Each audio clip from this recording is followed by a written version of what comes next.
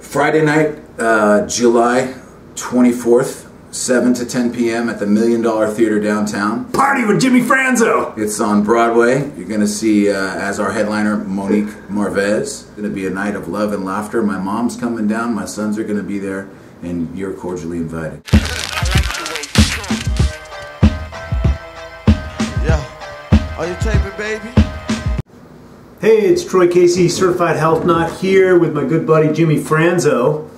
Now, today's video is all going to be about, there's a huge component that we're going to talk about death and dying, as well as heart health, and some reminiscing and storytelling from the good old times, the good old days. Yes. So, I've known Jimmy Franzo for 20 plus years. We met in Miami Beach in 1991. Ish. 91 and a half, yeah, 91 and a half. Yes. When I got there.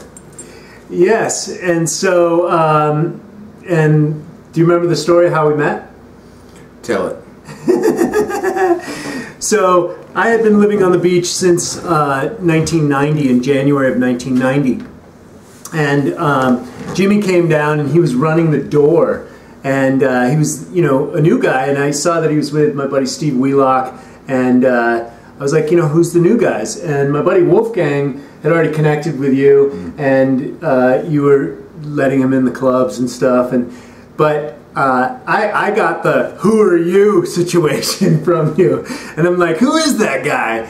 You know. And so we were at Rebar, and it was late at night. It was 4 or 5 o'clock in the morning. Everybody was leaving. Can I just add something Yeah. to that? Because I was impressed, because I like to, especially when a guy is incredibly built and pretty and thinks he's all that, I like to see what he's made of with just a real aggressive, like, lean-in comment. Just kind of like to challenge him. And you came big smile, and you were like, man, I don't even remember what you said, Maya Angelou quote, but I remember how you made me feel. I was like immediately drawn to, I like this guy's character. I like who he is.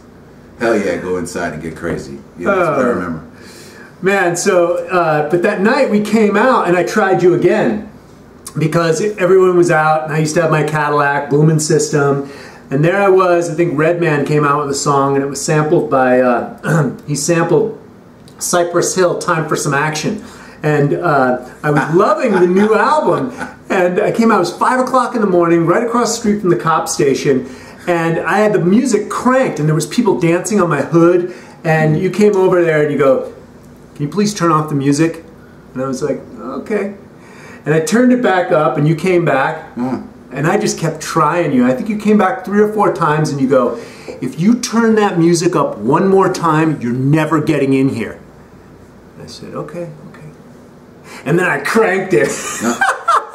And we've been friends ever since. Yeah, that's great. I was right in that place where I had probably, and we were only open a week or so, and I had 7 or 8 cops cross the street. I mean, you could toss a pebble and hit the cop station and say, you know, you guys are great except for the noise. You know, they liked the show that went on there, and I'm certainly they would have loved your car. Was it 72? That Cadillac was my 79 that I bought down there. Booming system. Big old wings. And yeah, but no, it was crazy. I remember that a little bit differently. I think I wanted to put my hands on you around your neck. I know that. I wanted to stop you from breathing at one point. Yeah. You kicked my door. Yeah. And that made me even more pissed. I don't remember that. Yeah, and so, but I just wanted to wind him up, man. And I think it was that, you know, if I never apologize, I'm sorry for kicking your door, for kicking the caddy. Oh man, it's all good, man. So here we are, 20 years later. We've lived a lot. We partied extensively in Miami. My drug of choice was always alcohol, and I utilized cocaine to fuel my 24-hour drinking escapades. And so I threw in the towel, I think about late '99, and sobered up my life. And actually, a few years before then, I tried to sober up as well. And so, but I have no regrets. Partied my ass off, smoked like a chimney, and did plenty of drugs, and danced all night, stayed up all night. And so, in a lot of my holistic studies, I probably reversed some of my damage. I did a lot of meditation for mental and emotional stuff. And Jimmy, I caught up with him in LA, and he's been transforming his life over the years. And then I heard your dad was dying by Alzheimer's, and it hit pretty quick on him, right? Late aggressive Alzheimer's, yeah. And so you were dealing with that, and then somehow I got on the phone with your mother, and she's like, well, did you hear what happened to Jimmy? And I didn't even know. And so why don't you share with us a little bit of what you went through with your father's own experience, and then what you're dealing with your heart right now, and if you think there's a direct correlation to our party days in Miami and then Vegas. And really, you know, talk to us about, you know, what happened with your dad, and then, you know, subsequently at the same time what you were dealing with your own heart. Well, first of all, you need to know my dad was quite a character. I mean, I'm accused of having a big character and a big personality and being really warm and loving, and any of that and all of that comes from my dad. My dad was the dad of everybody in our neighborhood and wherever we lived. And when he was diagnosed, you know, big strapping buck of a guy, ex-Marine, when he was diagnosed, he had a little memory loss, and we thought, okay, you know, Alzheimer's, wow, that's scary. It's going to take, you know, a while, and if anybody is, you know, mentally strong, spiritually strong, going to handle this, it's going to be my dad. And what he had was something that's very rare: late, aggressive, acute Alzheimer's, which does in 6-7 months what Alzheimer's can drag out in someone's life for 5 years. So within 2 months, my dad had lost 50-60 pounds. He's been married to my mother. And really, their marriage, it's my example of love. Mm-hmm. It's very rare to see that kind of devotion and that kind of.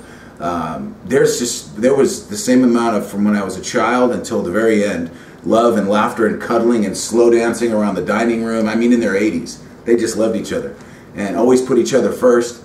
And to watch my mom deal with my dad coming in and out of lucidity to my father, I mean, I remember when I started going there regularly. I went there weeks and weeks on Thursday night after work to give my mom a break from taking care of my dad that was just falling apart. He was decaying fast. So it would be, you know, bathe him, dress him, shave him, feed him, and then 20 minutes later he's yelling at you because he thinks you're trying to starve him because he doesn't remember eating. And that's tough. And then he'll have a 5 minutes of lucidity where he remembers that, realizes I'm his son, that's his wife, and then he's embarrassed and he's shameful and he's angry and he hates the situation.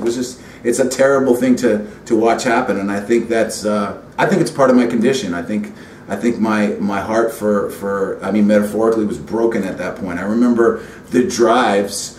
They went like that, but the drive home, knowing I was leaving my mom in that heavy-hearted place of, she's got to take care of my dad. This is an 80-year-old woman, you know, taking care of a 240-pound guy that at the night that he left us, went on to his next plane of spiritual existence. He was 135 pounds. That's like it's tough to realize a big guy my size that got down to that.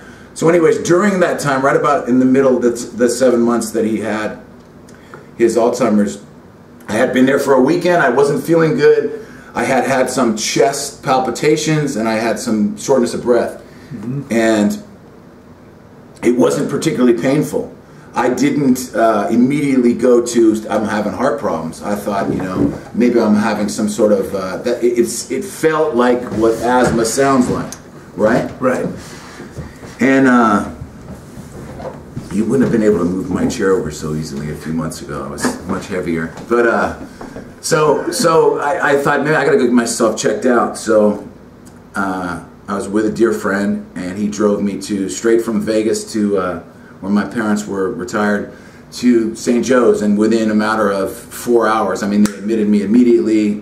They said that you have advanced cardiomyopathy, which is basically a swelling of the heart, that your micro valves were so tattered and frayed that you know, you need a directive, you need a will, you need to get your family around you, you need to tell everybody you're probably not going to last the next 72 hours. That was on November 22nd, 2013. My father passed in April. The following year in 2014, so that's in the time that I was having you reach out to my mom and try to support her. And I really wasn't telling too many people at that point. It wasn't that I was ashamed of my diagnosis, it was that I think I was a little traumatized and shocked from it. And to be honest with you, Troy, I've been a little bit larger than life in a out of balance, egotistical, like I'm telling you something you don't know. I've always had a false sense of myself. I always kind of thought, maybe I didn't think about it, but I always felt invincible. I always felt kind of bulletproof. I always felt like nothing was gonna, that's good for the rest of you, but it's gonna bounce off me. Like I'm not gonna get no disease, you know? I'm in the gym too much. I'm in the sun too much. I work out, you know? I eat right. I've been eating clean for 25 years.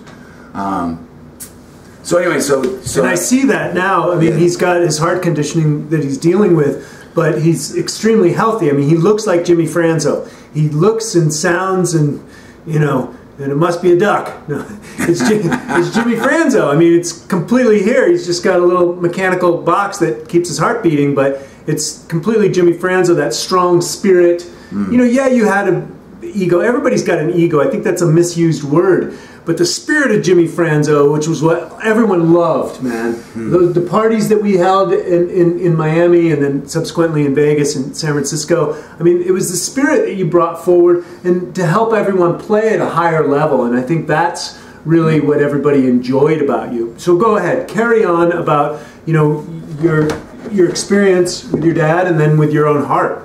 Just to speak to the point you made real quick and then tie it into my heart condition, I think that I get too much credit for, you know, being that guy, in the sense that I found out very young in my 20s pretty much what my calling is, where I get my meaning and purpose, and that is that, I know this is going to sound kind of ethereal, but I can speak to souls in the sense that I can be a safe place that just about anybody that gives me a few minutes of their quality time, you know, because it's really about the human experience of me too, you know. Because I'm listening and I'm listening with my heart, then we're gonna connect. And it just, I kind of got that early. It was a gift. I don't take credit for it. At the same time, when some guy, you know, some cardiologist that's chief of cardiology at a major hospital is looking at his clipboard, he's like, hey, you need your family here. You're probably not gonna make it 72 hours. We're not connecting, you know? Right. Put your hand on my shoulder and say, son, or whatever you got to say, but this isn't good. It looks bad. I mean, medically speaking, you're in bad shape. Right. But because medically speaking, I'm in really bad shape. But spiritually speaking, buddy, come on. You know, you don't know me. You don't know where I come from. You don't know, when you close your eyes, all the people that are holding me up in love. You know, we hear that so much today. Love and light, love and light. What is that? I've had people in my life that will inconvenience themselves. It's not comfortable. It doesn't fit into their schedule to do something on my behalf because it needs to be done. That's what the kind of love I'm talking about. So my dad finally passed. I was grateful. I had been bouncing around to different cardiologists, and I finally landed through a mutual friend. Dr. Fred told me, you know, I golf with this guy. He's chief of transplant at Cedars-Sinai. Another blessing is that I've been working as an actor, working as a voiceover artist, so I've got Tier 1 insurance for the Screen Actors Guild. Got to see Dr. Kabashigawa. He gave me hope immediately. We connected immediately. Little tiny Japanese man, chief of Transplant, world renowned. And a couple minutes into literally a couple minutes into, his hand was on my shoulder, you know, and I think it's all about touch. And he looked me in my eyes and he goes, everything that all the cardiologists have been telling you is true. You're in real bad shape medically. He goes, we're going to need a miracle. And then he takes his hand off my shoulder and he goes, I transplant. He goes, so I see them every day. And he goes, the miracle are not my hands. The miracle it's got so much more to do with that. He goes, I don't understand it, but he goes, will you be my next miracle? I started sobbing like a baby, literally. I just like bowed my head and I thought, this guy was put in my life. That's hair standing on end, yeah. That's powerful, because a lot of my health nut stuff I see on the internet, people want to go, do you have scientific proof for that? But here you have this chief cardiologist saying, talking about faith and talking about, not talking about God, but saying, look, and I get that when someone is in that is in a clinician that is not taught to apply anything faith-based, anything trust-based, anything outside themselves in a spiritual way to what they're doing. It's all technical stuff. It's all numbers, right? It's all drugs. It's all pharmacy. It's all whatever they invent. And he's saying, will you be my next miracle? And after I gathered myself, I'm like, hell yes. Let's do this. And that was a year ago. And we've been on this odyssey. It was 2 weeks later that I got this apparatus, July 7th, which will be tomorrow, will be a year. It's a It closes down 3/4 of your heart. That's the sickest part of my heart. That's the actual pump of my heart. I don't have a heartbeat anymore. I'm not pulsatile. I just have a suction device on the other side of my heart, utilizing my microvalves, pulling blood through my system through this artificial part of the apparatus, and then it's distributing the blood to where it goes. Now the bad news is that it's only 18% functionality, 22 at best, which is not the efficient machine that God made, but at the same time it's keeping me alive and closer to transplant, and we're close. That's why you've seen, especially since we've been talking recently, that my whole spirit's back and more. My spirit had to get bigger than my condition. Once again, I've been in the position before, not with a life-threatening disease, but in other areas. And what's happened now is they said, get ready. I have a wonderful transplant team, amazing. They're all angels, and we're tight. We've been spending a lot of time together weekly. I've been in the hospital 201 days out of the last 365. 9 different trips. For 9 different times them going, you know, most recently 3 infectious disease doctors, brand new, standing around with my transplant team. This is 11 weeks ago. And this is at Cedars, and I'm in intensive care, and I have a staph infection, is what they found out, but initially it looked like MRSA because it was all over my spine, all over the drive line of the device, my pancreas, my liver. It was like, this is bad. And miraculously, and I don't use the word lightly, in its true vernacular, 5 or 6 days later, they're all, those 3 doctors, those infectious disease doctors, are scratching their head. They're like, we misdiagnosed you, it's not MRSA. So if we continue to aggressively treat it, because you're responding to the antibiotics, and for the layman's terms, MRSA is just antibiotic resistant, which means that there's no drug on the planet that's going to kill it. So that's why people die. And people died. My first 5 days in the hospital, 3 people died at Cedars with that particular infection. So it was, I'd like to say it was scary, and there are moments of terror, like, oh shit, you know, I got this thing. And then there's this all this thing that's been happening since day one of the people that have stepped up in my life. Can you elaborate a little bit on that thing? Yeah. That thing is, you know, we hear the term best friend a lot. We read the term BFF a lot. But what's your best friend, and who's your best friend? Is it the person that you choose to spend the most time with? Is it I think your best friend is in your hour of need. And I have friends, and you're one of them, that have perfect timing with a call. I'm talking about you're in your darkest moments, and that could be, you could drift into that in a 10 minutes time span. You could see something on television. You could, I had to move from my apartment complex because they insisted, but I was right on the pool. And I can't tell you how depressing that is to not be able to immerse yourself in water for over 1.5 years. I'm a water, I mean, I'd be in the ocean with the weather, yeah, right?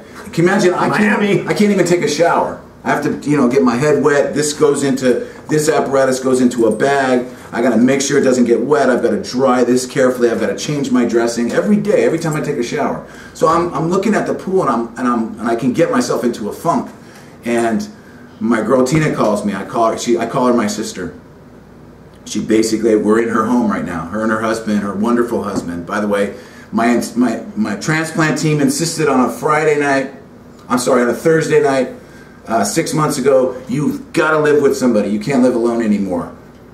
I went home thinking, where am I going to go? The phone rang. It was Tina saying, will you come to dinner with us tomorrow night at Hugo's? I said, yes. We sat there before the meal came. Through tears, she said, we've decided you're moving in with us. You can't be alone anymore, okay? Now that's one of, it's a miraculous coincidence, or not. Right. It's that thing that we can't define. It's so at the same time, there's a pool in the backyard, and it's the waking up to regularly of their newlyweds, of the laughter and the love, and how considerate they are of each other. And me, we haven't had a speed bump since I've been here. I'm not an easy guy to live with when I'm healthy. You know what I'm saying? And it's just lovely. When I hear the pool splashing around, it's not a depressant anymore. It's my situation. It's temporary. I'll give you an idea of what I'm talking about. And this is it. And there's 7 or 8 people like this in my life. There's a woman in my life. I won't go into how I met her, but I will say that she's a quadriplegic. And I went to a group meditation. I was reaching out, trying to fill myself with whatever I could, some focus on meditation. It's always been a a practical and freeing and centering practice for me when I can do it. I just don't have the discipline to do it, especially with all this going on. I mean, when I quiet my mind, I panic. A year ago, not so much. About a year ago, I go to this meditation class and I like it. I kind of feel selfish because I'm sitting in this thing, you know, like thinking about me and centering on me and focusing on my breath, and I could be out helping somebody and what's going on. And this girl comes in, she's a little late and you know, in her chair, and she sets up, and we go around and share afterward our experience with that particular guided meditation, and she opens her mouth, and I was thinking to myself, I have absolutely no reason ever to feel sorry for myself. And consequently we began our friendship that night. And since she's had the balls, the stones, to when I'm feeling sorry for myself, even in attitude, even in tone, like I'm complaining about this or traffic or whatever else, or my this, or I can't swim, or you know. And she'll say to me, she said to me one time, very sweetly, not from a place of you need to feel sorry for me and I have it bad. She just said, will you do me a favor? This will serve you well. I said, sure. She said, would you give a couple of minutes thought, not now, but whenever you're ready, to what I deal with every day? And that hit me like 500 pounds, right? And then she continued, and the punchline was, and she goes, and also focus on what I deal without. And my mind went to sex, walking, you know, running, everything possible. And she's not getting out of that chair. She's getting better very slowly. She's had stem cell application, all the rest of it. So what I'm saying is, why is this girl in my life? This 33-year-old beautiful Egyptian, I mean, she could be a model if she could stand, you know? And she's one consistent thing throughout, every time you talk to her, joy. Where's that coming from? It's supernatural. It's not coming from here. Like I'm telling you something you don't know. So that year ago when I met her was perfect timing for me to start looking at, okay, it's not going to be out there. It's got to come from within. And it's got to already be there, you know? Because I've always had a faith. I grew up with a particular faith. I pray constantly. And I had to ask that God I don't know and that I don't understand and I don't know where he lives or she lives. I had to ask her to give me a brand new experience with a creator, you know. And what I'm realizing is that it's choice. It's wake up. Am I gonna do a gratitude list out loud, sitting in my bed, whispering, so I don't wake up the house at 5:30 in the morning? When I do that, which is consistently, I'm smiling halfway through it, you know. Yeah, the last few times I've ran into you at Cedars and then at the Entourage premiere, I mean, you had such a great attitude, you know. Yeah. And so you feel that choice, mindset, and the miracles that have come into your life have helped. It's everything, you know, and you said it right there. You know, at some point it dawned on me that I needed to start saying yes, because I'm professional at isolating, at separating myself from you. Because you know what, Troy? You don't fucking know what I've been going through. Okay, so I'm suffering more than you or anyone else has. So I'm different. The world owes me a living, and the rules don't apply to me. I'm special. Right. I can do that in 5 seconds. Right. So I just start saying yes. Lunch, coffee, you know, the premiere we saw each other at, and it's like I usually am hemming and hawing, and it's such a grind for me to get ready to get out and shower myself off and put clothes on and get my backup batteries. I got one right over here, you know, in the backup unit in case anything goes wrong. And then I get out the door, and it's usually I'm at wherever I'm going, whether it's a coffee shop or a premiere of a movie, you know, that Tommy called us for. And I'm so happy I'm there, you know, because when I'm with you, I'm not alone with me. Right. You know. I get that. So that's great. Yeah, Jimmy's got a great spirit, and he's alive and well. So let's go back a little bit to that time, you know, when your father got sick, and then you also got your diagnosis. Now this put you front and square facing not only death in general, but your own mortality. So walk the viewers through a little bit, you know, what you've experienced. You read me a poem of yours one time. I mean, real deep philosophical thought. So maybe you could share with us, you know, what are your views on death and being able to face that so closely for quite a long time. Real simple. Real simple. Sounds like it's a super simple answer. I'm in a fellowship. I'm in Alcoholics Anonymous. It saved my life about 10 years ago. the interesting thing about the AA is that there's nothing new in it. There's nothing new in the book. It comes from someplace. There's no principle that we're supposed to follow as a good AA that grandma didn't try to teach us or dad didn't try to drill into your head. It's just that we let go of it. So I credit the fellowship for reintroducing me to some things. But when the doctor tells you, okay, first when they tell your dad, and then they tell you months later or during that time, you need to get your affairs in order because you don't have much time left. And you've spent the better part of 5 or 6 years cleaning up your life, cleaning up relationships, rebuilding trust, you know? When I say cleaning up, not just no drugs, no alcohol, no that. No, you start to lie less, you start to cheat less, you start to do your taxes, you get a driver's license. You pay your tickets, you know what I mean? You push the shopping cart back where it goes. And what happens by doing those principles that we let go, because I think culturally we're pretty fucking entitled, you know? We're important, you know? I had a conversation with an older LA, baby. With an older woman. It doesn't matter that she was in a super high-end car, but she this is in the Whole Foods parking lot. She left her cart right where I was pulling in, and I rolled down my window and I said, "Ma'am, do you think maybe you could push that a little forward, or just hold it to the side, and I'll push it back when I get out?" And that sparked a very interesting conversation. It was a very interesting conversation. I won't go any further, but I didn't attack her character. I didn't say anything. But by the time I got halfway away with the cart, she ran after me to apologize. And because I was trying to remind her of what I already knew. So to get to that place where it's like when you're facing death. I mean, we're pretty much facing death all the time. But you, I think you teach this, you live this. I've heard it come out of your mouth before. I've seen it in the way you carry yourself. It's like you're living. Right? What do I have to lose? What are they telling me I have to lose? Okay? I don't have a lot to lose in the sense that getting my affairs in order. My sons love hanging out with their dad. Our relationship has mended and past that. It's exciting. I never thought I'd be so close to my boys. The kind of son I am, I like the kind of son I am. The kind of friend I am. And it really comes down to, and this isn't me pounding my chest like a silverback. This is, I want to be a better listener. I talked about it earlier. I want to be a safe place. When you do that for any period of time, you start to realize that, you know, what's it all about? It's about being there for someone when they ask you to help them. It's not about the convenience of it. Is it really service?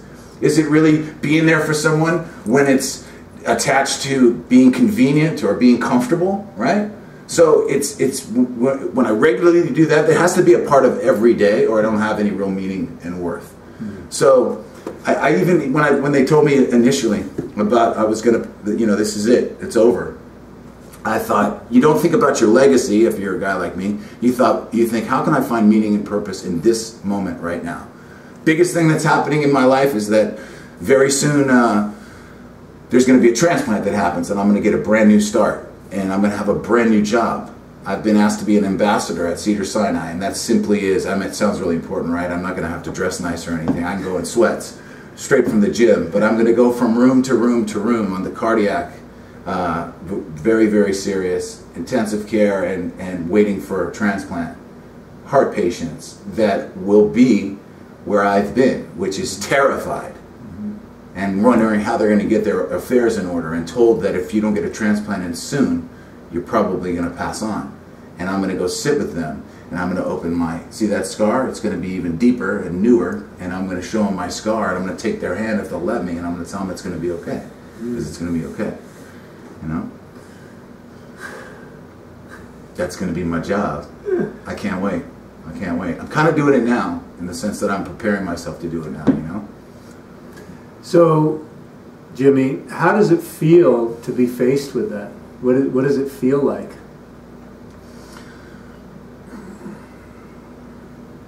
Wow.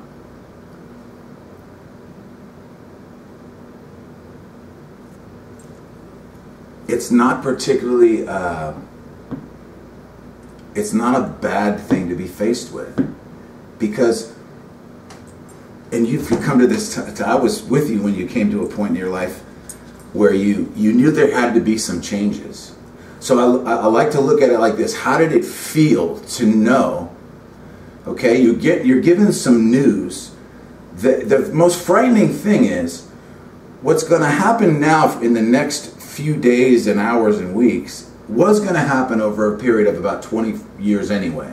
In me looking in me growing stronger spiritually, in me becoming a better listener, a better man, more principled, more honest, a better partner. I'm talking about romantically. All those things. Now it's like, boom, you know?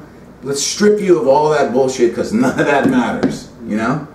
You're basically just a spirit inhabiting a shell, a vessel that's very sick and it's going to expire soon. We all die, right? But guess what? Yours is coming a lot sooner than everybody else's. We know for a fact. Those are clinicians.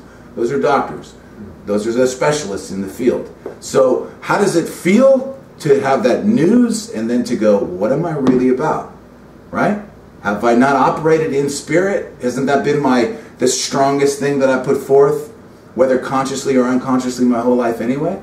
So it's a beautiful, beautiful. I wish it on everybody. Not the challenges that I'm going through, but and Vanessa will tell you, the girl that sits as a quad in the wheelchair, that it's a beautiful, beautiful thing to have to look in and be so afraid that it's not going to be there and I don't have what it takes and then realize it's there all along.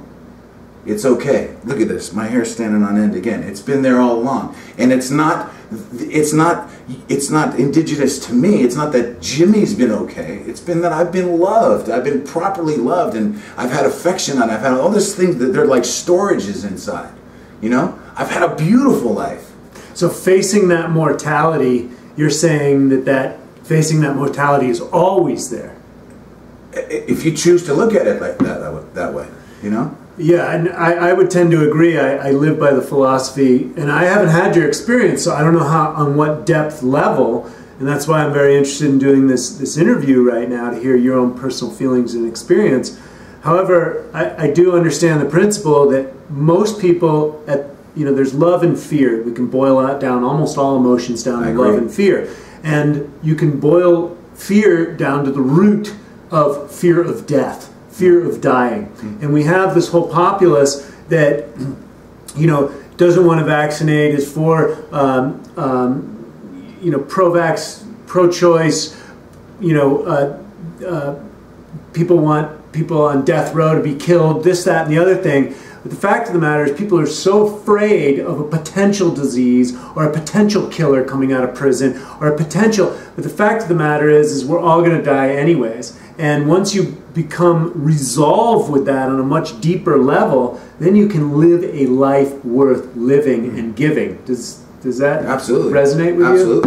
Absolutely. The interesting thing too is it's fascinating to me that not having a care about what I put in my body, and this doesn't come from being like a strong, fearless character. Not at all. It comes from being a chaotic, careless, couple of screws loose. You know, there's a party. Let's go. You know, that's a new thing. What I didn't even ask what it did to you. Just put it in me, right? For a long period of time. I've asked some of the top professionals in the game, and I've told you this before. You know, Doc, was it the steroids that I shot? Was it the heroin and coke that I shot? Was it the 5 hits of X that I did for 5 years in a row when I was in the club business? Is it the this? Is it the 25 years of hard drinking? And they won't say that's it. They won't say that helped, but they won't say that caused it. So that started a whole line of thinking of, I'm that guy that doesn't care about what I'm putting in my body. I'm not worried about disease. I can't even tell you how lucky I am sexually to get through without having something, because I had absolutely no care. No boundaries. About it. Yeah, no boundaries. And at the same time, so now I'm given this challenge that says, okay, stop. I mean, stop. Okay, you're gonna die. Right. Now, I can't imagine if I had done all those things you talk about that I see people in a trance obsessively doing, you know, because you gotta go. I used to shoot dope and walk 17 blocks and get my wheatgrass juice in New York. Okay, well, that's crazy because I was healthy, right? And I would do a speedball and go to the gym, okay? So what's that trying to tell you? It was all vanity. I wanted to look better, you know? Bottom line is when you get news, the kind of news that I have, it's real clear. It's not that you have a choice anymore. It's that you need to choose a way to survive this. And I'm talking about mentally and spiritually. You either are going to give up to what they're trying to tell you about your vessel expiring, or your spirit has to get bigger than your condition. And I think that happens from at least as much from how you've been treated and how you've connected to other human beings. It's our connection, you know? It's the we of it that makes it all bearable. If I didn't have the love and the friendships and the family that I do, I probably wouldn't be sitting here, not with this attitude, you know? Well, that's great, and please elaborate a little bit more. I'm going to go through a couple of things that are good for the heart and what stresses the heart out, so that people can take away some practical tips. You know, people always ask me, what do you have for this? I mean, ultimately, the answer to natural medicine's answer to death and dying or this, that, or the other thing is really just lifestyle choices. And so when it comes to the heart, it's about mitigating and managing your stress. So we used to use a lot of drugs and alcohol and commercial cigarettes and all sorts of other junk and garbage. And so that ends up being a stress on the system. You also have psychic stress. You've got quantum entanglement. You've got circadian stress, sleeping. So if you're around a bunch of psychic vampires late at night and you're tired yourself, these can stress out the body. So can electromagnetic frequencies. There's also thermal stress and nutritional stress. Insulin levels are very important. So manage your stress, which is driven by cortisol and adrenaline. And so these are your stress hormones. So you want to keep them balanced as much as possible. And the things that will help keep them balanced are Qigong, very simple breathing exercises, harmonizing your movements with your breath. Very simple stuff like this I have on my YouTube channel you can watch, as well as garlic, hawthorn, cayenne pepper are all good for the heart. In the croton la cherry tree, Sangre de Drago, when I worked in the Amazon, it's in the leaf is the shape of a heart, and the tree resin bleeds a red sap, a resin, so it's blood like the heart. Tomatoes and the lycopenes are supposed to be good for the heart as well. And so, but don't wait to get proactive on your heart. Always be looking at managing and mitigating your stress. Another one that I learned that you can help your heart is stretch all the ligaments and tendons that lead to your heart, and basically have dominion over all the ligaments and tendons, which is just sticking your tongue out and doing breath of fire and stuff like that. So there's some tips. Manage your stress, utilize food and natural medicine to help enhance your heartbeat. So that's cayenne pepper, garlic, ginger is also very good. Anything that's red, pretty much. And so, so Jimmy, thank you so much. Let's talk about your event. So you're having a comedy show. There's a fundraiser, because as you guys well know, that healthcare is not free in America. So heart transplant, I'm sure, costs how much money, Jimmy? My insurance to this point, this is pre-transplant, is over what they've covered, $1.1 million. My co-pays are about almost 100 grand. They have been really good with me, because I've let them, I've let them know where I'm at, and when they've, it's probably going to be another half of that, another $500,000 before it's all said and done. Wow. Okay, so well, the great thing is you've got a fundraiser coming up. You got some. Tell us about the fundraiser. Friday night, July 24th, 7 to 10 p.m. at the $1 Million Theater downtown. Party with Jimmy Franzo. It's on Broadway. You're going to see as our headliner Monique Marvez.